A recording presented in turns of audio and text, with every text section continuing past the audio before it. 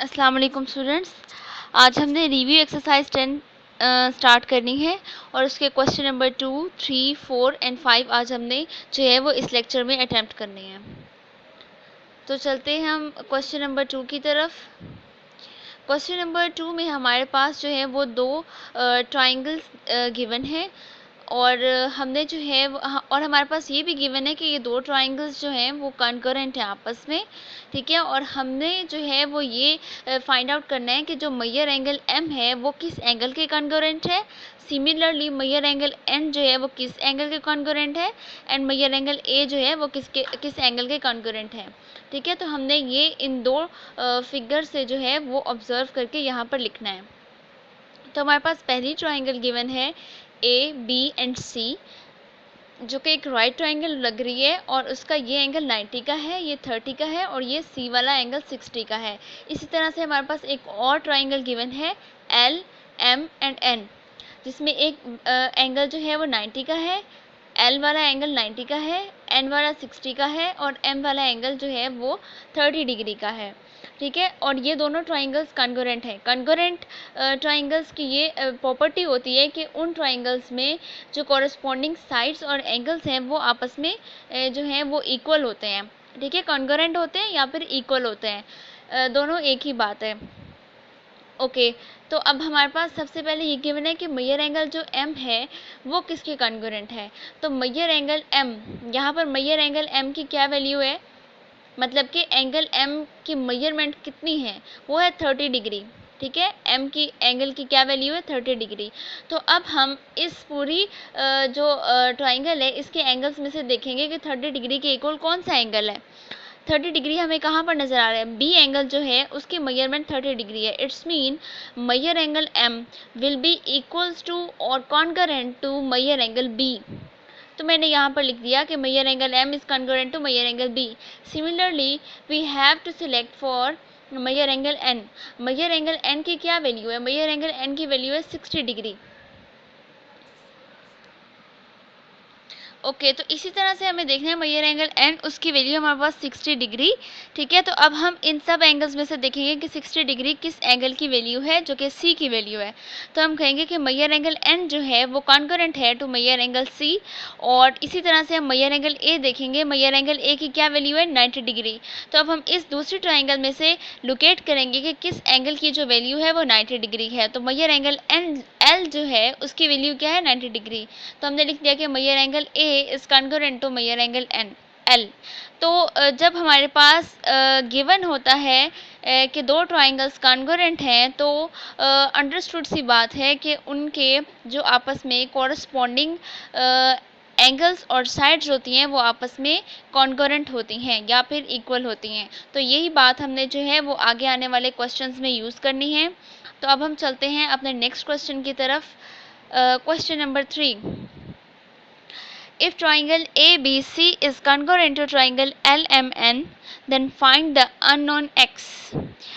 Triangle ABC is congruent to triangle LMN. दो triangles हमारे पास जो है वो कॉन्करेंट गिवन है और हमने उनकी प्रॉपर्टीज़ को या कैरेक्टरिस्टिक्स को यूज़ करते हुए हमने जो अननोन एक्स है उसकी वैल्यू फाइंड करनी है। और साथ में हमारे पास क्वेश्चन में ही ये दो डायग्राम्स भी गिवन है जो कि ट्राइंगल्स हैं। जो फर्स्ट है उसका नेम है ABC, सेकेंड का नेम है LMN, ठीक है। यहाँ पर हमने जो इसकी अरेंजमेंट है उसको जो है वो माइंड में रखना है कि इसकी अरेंजमेंट यूँ चल रही है A B एंड C, इस तरह से ट्राइंगल अरेंज है। और जो ये वाली ट्राइंगल है इसमें हमने किस तरह से चलना है, अल्फ़ाबेटिकल ऑर्डर में चलना है, L M एंड N, मतलब इस अरेंजमेंट से हमने चलना है। ओके, और हमें फाइंड क्या करना है, हमने इस x की वैल्यू फाइंड करनी है। और ये x है क्या, ये मेजर एंगल n की वैल्यू है और इसकी हमने जो वैल्यू है वो हमने फाइंड आउट करनी है कॉन्करेंसी ऑफ ट्राइंगल्स की प्रॉपर्टीज़ को यूज़ करते हुए। तो हम चलते हैं इसके सोल्यूशन की तरफ। In congruent triangles corresponding angles are congruent. जो कॉन्करेंट ट्राइंगल्स होती हैं उनमें कॉरस्पॉन्डिंग एंगल्स जो होते हैं वो कॉन्करेंट होते हैं, ये बात हमें पहले भी पता है। अब हमें क्या करना है, हमें इस एंगल की वैल्यू फाइंड करनी है। तो हमें पता है कि जो कॉन्ग्रुएंट ट्राइंगल्स होती हैं उनमें जो एक जैसे एंगल्स होते हैं, जो मतलब कि एक ट्राइंगल में जिस लोकेशन पर है दूसरी ट्राइंगल में भी उस लोकेशन पर जो एंगल होता है वो आपस में इक्वल रख के हम उसकी वैल्यूज़ निकाल लेते होते हैं। तो हमने यहाँ पर भी यही बात यूज़ करनी है।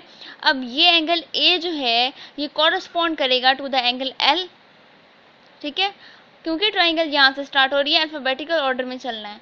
और जो एंगल बी है वो कॉरस्पॉन्ड करेगा to the angle M, and the last one angle C will correspond to the angle N. It's mean angle C is congruent to angle N. मतलब एंगल C की जो वैल्यू होगी वो angle N के equal होगी। Angle C is congruent to angle N, ये बात मैंने यहाँ पर लिखी। इट्स मीन जो इनकी वैल्यूज़ होंगी वो आपस में इक्वल होंगी। जब हम वैल्यूज़ पुट करेंगे यहाँ पर तो हम इस कॉन्ग्रुएंसी को इक्वल से रिप्लेस कर देंगे, इज इक्वल के साइन से हम इसको रिप्लेस कर देंगे। तो अब हमने कहा कि एंगल C की वैल्यू क्या है 60 degree will be equals to angle N की वैल्यू क्या है x। तो it's mean x is equals to 60 degree, जो कि हमारे पास आंसर आ गया है। और हमारी रिक्वायरमेंट भी यही थी कि हमें जो अननोन x है उसकी वैल्यू फाइंड आउट करनी है। तो अब हम चलते हैं नेक्स्ट क्वेश्चन की तरफ, जो कि है question number 4। Find the value of unknowns for the given triangle.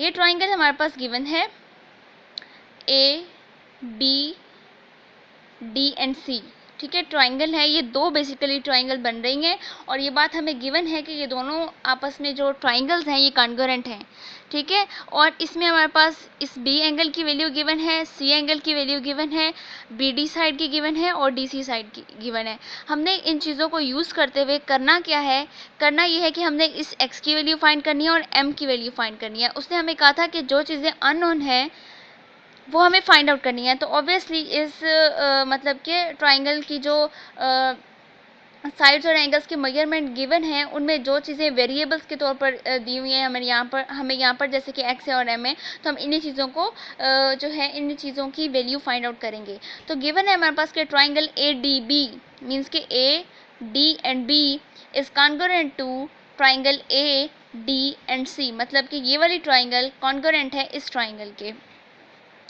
So corresponding side and angles will be congruent। क्योंकि दोनों ट्राइंगल्स कॉन्ग्रुएंट हैं तो उनकी साइड्स और एंगल्स जो होंगे कॉरस्पॉन्डिंग वो आपस में कॉन्ग्रुएंट होंगे। ओके, तो हमें क्या करना है, हमें ये वाली बात यूज़ करनी है और हमें फाइंड करना है x की वैल्यू। हमें फाइंड करनी है x की वैल्यू और हमें यूज़ करनी है इस प्रॉपर्टी को। तो x कहाँ पर गिवन है, x है इधर गिवन, ये है एंगल C, ठीक है। इसके कॉरस्पॉन्डिंग एंगल कौन सा होगा, इस ट्राइंगल में इसके कॉरस्पॉन्डिंग एंगल है ये वाला B, ठीक है। ये ट्राइंगल इस तरह से है, ये वाली शेप एक ये और दूसरी ये वाली शेप। तो ये है ADB और ये है ADC। तो कॉरस्पॉन्डिंग एंगल C के जो बन रहा है वो बन रहा है B वाला एंगल, ठीक है। So measure angle B is congruent to measure angle. तो अब हम क्या करेंगे, हम एंगल B की जो वैल्यू है वो लिखेंगे जो कि है 55 डिग्री। और जब हम वैल्यूज़ रखते हैं तो कॉन्ग्रुएंसी को इज इक्वल से रिप्लेस कर देते हैं और मेजर एंगल C की वैल्यू हमारे पास है 5x + 5 डिग्री, ठीक है। तो डिग्री ऑब्वियसली हम वहाँ पर यूज़ करते हैं जहाँ पर एंगल होता है। तो ये एक एंगल की वैल्यू है, इस वजह से ऊपर डिग्री यूज़ किया हमने। तो 55 डिग्री इज इक्वल्स टू, अब डिग्री यहाँ पर पूरे के ऊपर लगी हुई है, हमें इसे खोल के सिंप्लीफाई करना है तो मैंने सेपरेटली लगा दी 5 डिग्री x + 5 डिग्री। अगर आप इसे नहीं भी लगाना चाहते तो कोई इशू नहीं है, लगा देंगे तो भी कोई इशू नहीं है। तो 55 डिग्री यहाँ पर है, यहाँ पर +5 है, उधर जाके -5 हो जाएगा और ये 5 डिग्री x जो है वो एज इट इज रख दिया हमने यहाँ पर। 55 में से 5 माइनस करें 50 आ गया, यहाँ पर 5 डिग्री और साथ में x जो है वो एज इट इज लिख दिया मैंने। 50 डिग्री है यहाँ पर। तो अब ये 5 यहाँ पर जो है वो मल्टीप्लाई हो रहा है, उस साइड पर जाकर डिवाइड हो जाएगा। तो x इज इक्वल्स टू 50/5। तो ये कैंसलेशन होकर हमारे पास x आ जाएगा 10 के इक्वल। तो 10 degree is equals to x। अब हमें क्या फाइंड करना है, हमें फाइंड करना है m। तो अब हम दोबारा डायग्राम की तरफ चलते हैं, हमें ये वाला m कैलकुलेट करना है, ठीक है। तो इन दोनों ट्राइंगल्स में क्योंकि ये कॉन्ग्रुएंट थी तो ये जो साइड है BD है ये DC के कॉन्ग्रुएंट होगी, इन अदर वर्ड्स इक्वल होगी और इनकी वैल्यूज़ भी आपस में इक्वल होंगी। तो हमने कह दिया कि to find M B D is concurrent to C D, and B D की जो वैल्यू है वो लिखती 5m minus 3 is equal to 2m plus 6 जो कि सी डी की वैल्यू थी। यहाँ से मैंने एम वाली टर्म्स जो है वो सेपरेट कर ली और जो कांस्टेंट है वो सेपरेट कर लिए। तो 5m माइनस 2m क्या हो गया 3m is equal to 9 and m is equal to 9/3। तो कैंसिलेशन के बाद हमारे पास m क्या आ गया 3। तो ये था हमारे पास प्रोसेस जिससे हमने x और m की वैल्यू निकाल ली। x हमारे पास 10 आ गया था और m हमारे पास 3 आ गया है। अब हम चलते हैं नेक्स्ट क्वेश्चन की तरफ। Question number 5, if triangle PQR is concurrent to triangle ABC then find the unknowns. इसमें भी हमने वही प्रोसेस यूज़ करना है और अननोन की वैल्यू फाइंड करनी है। दो ट्राइंगल्स गिवन है PQ एंड R, ABNC, ठीक है। और ये भी राइट एंगल ट्राइंगल है, ये भी राइट एंगल ट्राइंगल है, क्योंकि इनमें एक एक एंगल जो है वो 90 डिग्री का है, तो ऑब्वियसली यहाँ पर हाइपोटेनियस भी होगा। तो हमने जो है वो उसी हाइपोटेनियस की डेफिनेशन को थोड़ा सा यूज़ करके हमने जो है वो साइड्स इसकी जो है वो चूज़ करनी है कि कौन सी साइड किसके कॉरस्पॉन्डिंग है। तो हम चलते हैं इसके सोल्यूशन की तरफ। गिवन है कि triangle PQR is concurrent to triangle ABC, we have to find the values of x, y and z। हमें इसकी वैल्यूज़ फाइंड करनी है। ओके, तो अब हमने यहाँ पर भी वही रूल यूज़ करना है कि कॉरस्पॉन्डिंग साइड हैं तो हमने जो है वो उनको आपस में इक्वल रख के वैल्यूज़ जो है वो फाइनलाइज कर लेनी है। ओके, तो अब हमने जो है वो साइड्स को की कॉरस्पॉन्डिंग को चेक करना है। तो सबसे पहले हमें ये बात पता है कि जो राइट एंगल ट्राइंगल होती है उसमें 90 डिग्री के सामने वाली जो साइड होती है वो हाइपोटेनियस होती है। तो हम उसी जो बेस है उसको यूज़ करेंगे और फिर देखते हैं क्या होता है। हमने जो है वो सबसे पहले इस ट्राइंगल में 90 डिग्री का एंगल लोकेट किया जो कि Q पर है। उसके बाद हमने देखना है कि उसके बिल्कुल सामने साइड कौन सी है। इसके बिल्कुल सामने साइड ये है PR, it's mean it will be the hypotenuse. और दूसरी ट्राइंगल में 90 डिग्री का एंगल ये है, सबसे पहले हमने उसे लोकेट किया और इसके बिल्कुल सामने जो साइड है वो है ये वाली जो कि हाइपोटेनियस है AC।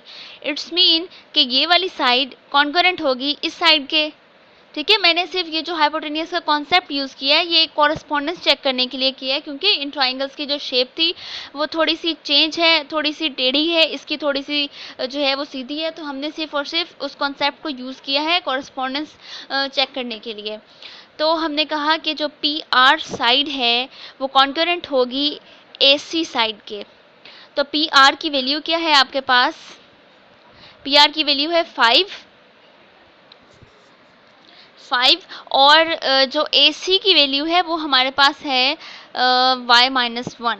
यहाँ से AC की वैल्यू है y-1, तो मैंने AC की वैल्यू इधर लिख दी है y-1 और PR की इधर लिख दी है, इससे कोई इशू नहीं है। और मैंने कॉन्करेंसी साइन को इज इक्वल साइन से इंटरचेंज कर दिया है। तो अब हमारे पास आ गया y-1 is equal to 5 centimetre. हमें y की वैल्यू चाहिए तो -1 दूसरी साइड पर ले जाएंगे जो उधर जाकर पॉजिटिव हो जाएगा and y is equal to 5 + 1 means y is equal to 6 centimetre. तो एक अननोन की वैल्यू हमने निकाल ली। उसके बाद बारी आती है सेकेंड अननोन की जो कि हमारे पास है x है और z है। इसमें से फर्स्टली जो भी लोकेट करना चाहें कोई इशू नहीं है। तो फर्स्टली हम देख लेते हैं कि x की क्या है। तो x यहाँ पर है और ये 90 के बिल्कुल साथ वाली लाइन है, ठीक है, ये वाली लाइन PQ, ठीक है। और ये लाइन कॉरस्पॉन्ड करेगी यहाँ पर जो 90 के बिल्कुल साथ वाली लाइन कौन सी है, ये वाली AB, ठीक है। ये PQ जो लाइन है ये वाली PQ लाइन कॉरस्पॉन्ड करेगी AB साइड से।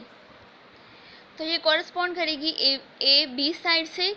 तो x will be equals to 3 centimetre, क्योंकि ये आपस में कॉरस्पॉन्ड करिए तो इनकी जो वैल्यूज़ होंगी वो भी सेम होंगी। सॉल्यूशन की तरफ देखें ज़रा कि हमने कहा है AB side is concurrent to PQ। AB की वैल्यू 3 थी और PQ की वैल्यू x थी, तो हमने कह दिया कि x is equals to 3 centimetre.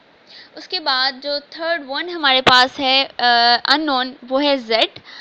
और अब हमने जो लास्ट साइड बच गई है थर्ड वो ऑब्वियसली आपस में इनकी कॉरस्पॉन्डिंग होगी। BC साइड यहाँ से बच गई है और QR साइड यहाँ से बच गई है। तो BC side will be concurrent to QR side. तो मैंने लिख दिया कि BC side is concurrent to QR side, और BC की वैल्यू हमारे पास Z है, QR की वैल्यू 4 है, it's mean Z is equals to 4 centimetre. तो हमने क्या किया, हमने कॉन्करेंसी की प्रॉपर्टीज़ जो कि ये थी कि अगर दो ट्राइंगल्स आपस में कॉन्करेंट हैं तो उनकी कोरस्पॉन्डिंग साइड्स और कोरस्पॉन्डिंग एंगल्स आपस में कॉन्करेंट या फिर इक्वल होंगे, उसको यूज़ करते हुए हमने अननोन जो कि x, y और z था उसकी वैल्यू लोकेट कर ली है। और x की वैल्यू हमारे पास 3i है, y की वैल्यू 6 है और z की वैल्यू हमारे पास 4 है।